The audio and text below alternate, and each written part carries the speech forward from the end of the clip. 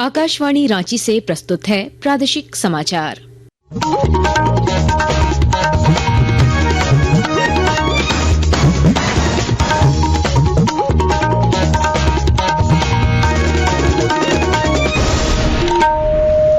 नमस्कार, समाचारों के साथ मैं कामिनी। सबसे पहले मुख्य समाचार।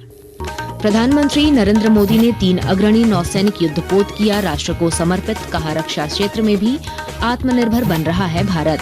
झारखंड हाई कोर्ट में पहली और दूसरी जेपीएससी परीक्षा की जांच के लिए दाखिल याचिका पर हुई सुनवाई। सीबीआई ने मांगा समय, 5 फरवरी को होगी अगली सुनवाई। राज्य सरकार ने पश्चिमी सिंहभूम में राम तीर्थ धाम को राष्ट्रीय स्तर के पर्यटन स्थल के रूप में विकसित करने की घोषणा की। अफीम की खेती के खिलाफ राज्य भर में चलाया जा रहा सख्त अभियान, खूंटी में पुलिस ने 7 आरोपियों को गिरफ्तार कर भेजा जेल। और रांची में आयोजित राष्ट्रीय स्कूली खेल की 14 वर्ष आयु वर्ग एथलेटिक्स प्रतियोगिता में 3 पदक के साथ झारखंड 8वें स्थान पर रहा। तमिलनाडु की टीम बनी ओवरऑल चैंपियन। और अब समाचार विस्तार से। प्रधानमंत्री नरेंद्र मोदी ने आज 3 अग्रणी नौसैनिक युद्धपोत राष्ट्र को समर्पित किया। श्री मोदी ने मुंबई में नौसेना बेड़े में आईएनएस सूरत, आईएनएस नीलगिरी और आईएनएस वागशीर को शामिल किया। इस मौके पर प्रधानमंत्री ने कहा कि ये युद्धपोत भारतीय रक्षा बलों और आत्मनिर्भर भारत पहल को बढ़ावा देने की दिशा में महत्वपूर्ण कदम है। आज भारत की समुद्री विरासत, नेवी के गौरवशाली इतिहास और आत्मनिर्भर भारत अभियान के लिए भी बहुत बड़ा दिन है। छत्रपति शिवाजी महाराज ने भारत में नौसेना को नया सामर्थ्य दिया था, नया विजन दिया था। आज उनकी इस पावन धरती पर 21वीं सदी की नेवी को सशक्त करने की तरफ हम एक बहुत बड़ा कदम उठा रहे हैं। झारखंड हाई कोर्ट में आज पहली और दूसरी जेपीएससी समेत अन्य परीक्षाओं की जांच की मांग को लेकर दाखिल जनहित याचिका पर सुनवाई हुई। सुनवाई के दौरान सीबीआई की ओर से ट्रायल कोर्ट में दाखिल चार्जशीट की कॉपी जमा करने के लिए समय देने की मांग की। अदालत ने मांग को स्वीकार करते हुए इस मामले की अगली सुनवाई के लिए 5 फरवरी की तिथि निर्धारित की है।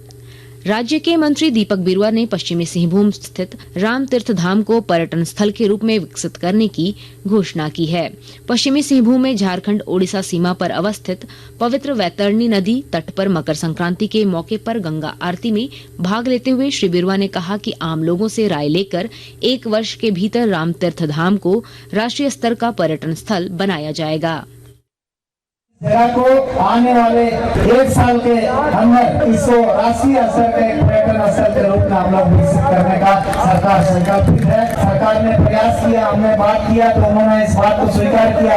इसीलिए यहाँ के कमेटियों से भी संपर्क करके आज इसको पहला शुरुआत करने का हम लोग काम कर रहे हैं। पूर्व रेलवे के मालदा रेल डिवीजन के डीआरएम मनीष कुमार गुप्ता आज साहिबगंज जिले में चल रहे अमृत भारत स्टेशन के निर्माण कार्यों का जायजा लेंगे। रेल पीआरडी के अनुसार अब से थोड़ी देर बाद श्री गुप्ता साहिबगंज पहुंचेंगे। डीआरएम के कार्यक्रम को लेकर रेल प्रशासन की ओर से व्यापक तैयारी की गई है। विनोबा भावे विश्वविद्यालय ने नेशनल एकेडमिक डिपॉजिटरी एनएडी के तहत विद्यार्थियों के डेटा अपलोड करने में झारखंड के सभी विश्वविद्यालयों में प्रथम स्थान हासिल किया है। डिजिटल दुनिया में यह कीर्तिमान विश्वविद्यालय के कुलपति प्रोफेसर पवन कुमार पोद्दार तथा डिजिटल कोषांग के निदेशक डॉक्टर इंद्रजीत कुमार के प्रयासों से संभव हुआ है। विनोबा भावे विश्वविद्यालय ने 1,19,685 विद्यार्थियों के डेटा को अपलोड किया है। दूसरे स्थान पर धनबाद का विनोद बिहारी महतो कोलांचल विश्वविद्यालय है, जिसने 81,158 विद्यार्थियों के डेटा को सही अपलोड किया है। यह कार्य नई शिक्षा नीति 2020 को धरातल पर लाने के उद्देश्य से किया गया है। आकाशवाणी के ताजा तरीन समाचारों के लिए आप हमारी वेबसाइट newsonair.gov.in पर लॉग ऑन कर सकते हैं। ताजा समाचार X handle @AIR news alert और Facebook page All India Radio news पर भी उपलब्ध है। आप प्रादेशिक समाचार एकांश के X handle @AIR news _Ranchi और फेसबुक, इंस्टाग्राम पेज तथा YouTube channel AIR news Ranchi पर भी हमारे बुलेटिन सुन सकते हैं। प्रादेशिक समाचार आप आकाशवाणी रांची से सुन रहे हैं। सूचना और प्रसारण राज्य मंत्री डॉक्टर एल मुरुगन कल झारखंड के 3 दिवसीय दौरे पर आएंगे। डॉक्टर मुरुगन कल दोपहर बाद रांची एयरपोर्ट पहुंचेंगे, जहां से वे पश्चिमी सिंहभूम जिले के लिए रवाना हो जाएंगे। 3 दिनों में वे आकांक्षी जिला पश्चिमी सिंहभूम में रहेंगे। पहले दिन वे जिला के अधिकारियों और जनप्रतिनिधियों के साथ बैठक कर विकास योजनाओं की प्रगति की समीक्षा करेंगे। दूसरे दिन यानी 17 जनवरी को वे जगन्नाथपुर, ITI और किरीबुरु सेल माइंस के अलावा कई अन्य स्थानों का दौरा करेंगे। आखिरी दिन वे विभागीय प्रमुखों के साथ बैठक करेंगे। रांची स्थित राजेंद्र आयुर्वेद विज्ञान संस्थान रिम्स में एनुअल फेस्ट पलाश का आयोजन किया जा रहा है। 2 दिनों तक चलने वाले इस कार्यक्रम का उद्घाटन राज्य के स्वास्थ्य मंत्री डॉक्टर इरफान अंसारी ने किया। पलाश फेस्ट में कई इवेंट आयोजित किए गए। कार्यक्रम को लेकर रिम्स के स्टूडेंट में काफी उत्साह देखा गया। मौके पर स्वास्थ्य मंत्री डॉक्टर इरफान अंसारी ने भरोसा दिलाया कि वे रिम्स के डॉक्टर और यहाँ पढ़ाई कर रहे विद्यार्थियों के साथ हैं। वैसे बच्चे जो हमारे पढ़ने में काफी तेज हैं, कहीं लगता है कि नहीं आपकी कहीं गाड़ी फंस रही है, फाइनेंशियली अगर कोई प्रॉब्लम हो रहा है आपको, तो डायरेक्ट हमसे बोलिए, आई विल डू।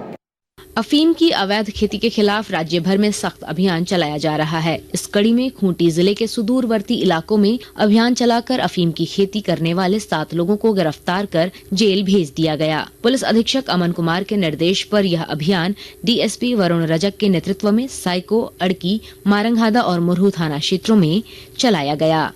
दुमका जिले के हंसडीहा थाना क्षेत्र के धनकुंडा मोड़ के पास शराब की पेटी से भरी 2 कार को पुलिस ने जब्त किया है। जरमुंडी के अनुमंडल पुलिस पदाधिकारी अमित कुमार कश्यप ने बताया कि कार शराब लेकर देवघर की ओर से हंसडीहा के रास्ते बिहार जा रही थी। दोनों कारों से 62 पेटी शराब मिली है। पुलिस ने इस मामले में एक युवक को गिरफ्तार कर दुमका जेल भेज दिया है। बोकारो जिले में जनता के साथ दूरी कम करने के लिए पुलिस की ओर से सामुदायिक पुलिसिंग के जरिए कई पहल की जा रही है। विस्तृत ब्यौरा दे रहे हैं हमारे संवाददाता।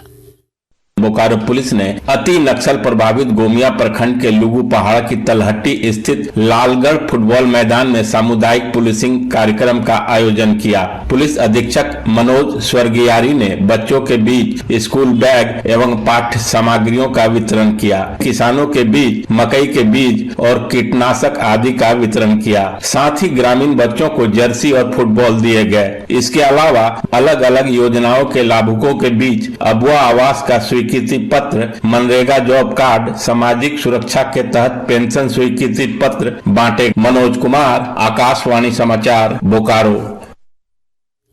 रांची के मोरहाबादी स्थित बिरसा मुंडा स्टेडियम में आयोजित राष्ट्रीय स्कूली खेल के अंडर 14 एथलेटिक्स प्रतियोगिता के आखिरी दिन झारखंड के खाते में 3 कांस्य पदक आए। बालिका वर्ग के लॉन्ग जंप में सोनी कुमारी और बालक वर्ग में साहिबगंज आवासीय प्रशिक्षण केंद्र के संतोष मुर्मू ने कांस्य पदक हासिल किया। इसके अलावा 4 गुना 100 मीटर बालक वर्ग में भी झारखंड की झोली में कांस्य पदक आया। प्रतियोगिता में झारखंड की टीम 8वें स्थान पर रही, जबकि तमिलनाडु की टीम ओवरऑल चैंपियन रही। उत्तर प्रदेश की टीम उपविजेता बनी। रांची में खेले जा रहे महिला हॉकी इंडिया लीग में आज ओडिशा वॉरियर्स और सुरमा हॉकी क्लब के बीच मुकाबला शाम 6 बजे से होगा। इससे पहले कल खेले गए एक मैच में सराचीराढ़ बंगाल टाइगर्स ने एक रोमांचक मुकाबले में दिल्ली SG पाइपर्स को 0 के मुकाबले 1 गोल से पराजित कर दिया। खो खो विश्व कप में भारत ने पुरुष और महिला वर्ग में जीत के साथ शानदार शुरुआत की है। दिल्ली में प्रियंका इंगले के नेतृत्व में महिला टीम ने अपने पहले मैच में दक्षिण कोरिया को बड़े अंतर से हराया। इस शानदार जीत की बदौलत महिला टीम ग्रुप ए में शीर्ष पर पहुंच गई है। उधर प्रतीक वाइकर की कप्तानी में पुरुष टीम ने ब्राजील पर 64-34 अंक से जीत हासिल की। अंत में मुख्य समाचार एक बार फिर। प्रधानमंत्री नरेंद्र मोदी ने 3 अग्रणी नौसैनिक युद्धपोत किया राष्ट्र को समर्पित, कहा रक्षा क्षेत्र में भी आत्मनिर्भर बन रहा है भारत। झारखंड हाई कोर्ट में पहली और दूसरी JPSC परीक्षा की जांच के लिए दाखिल याचिका पर हुई सुनवाई। CBI ने मांगा समय, 5 फरवरी को होगी अगली सुनवाई।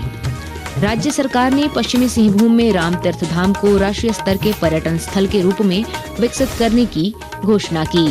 अफीम की खेती के खिलाफ राज्य भर में चलाया जा रहा सख्त अभियान, खूंटी में पुलिस ने 7 आरोपियों को गिरफ्तार कर भेजा जेल। और रांची में आयोजित राष्ट्रीय स्कूली खेल की 14 वर्ष आयु वर्ग एथलेटिक्स प्रतियोगिता में 3 पदक के साथ झारखंड 8वें स्थान पर रहा। तमिलनाडु की टीम बनी ओवरऑल चैंपियन। इसके साथ ही आकाशवाणी रांची से प्रादेशिक समाचार का ये बुलेटिन समाप्त हुआ। अगला प्रादेशिक समाचार बुलेटिन दोपहर 2:55 पर प्रसारित किया जाएगा। नमस्कार।